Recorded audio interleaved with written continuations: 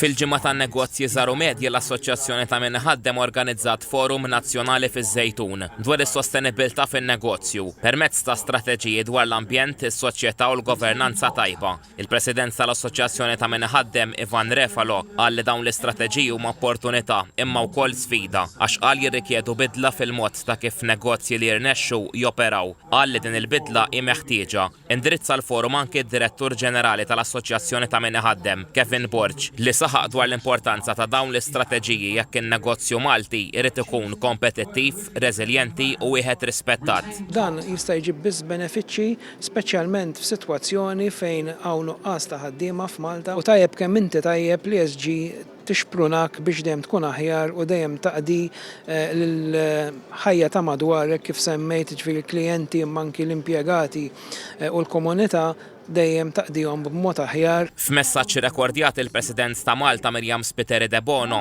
fissret li n-negozji żaru medji bħala pilastru importanti fl-ekonomija Maltija. Ikkwotat rapport tal-Kummissjoni Ewropea tal-2023 li jindika l-bżonn urġenti biex in-negozji kollha ikunu aktar sostenibbli sabiex ikunu jistgħu jaffaċċjaw il-bidliet ġeopolitiċi tad-dinja. F'interventi ieħor irrekordjat, il-Ministru għall-Ekonomija Silvio Xkembri qal li dawn l-istrateġiji huma parti integrali mill-Viżjoni Malta 2050 tal-Gvern.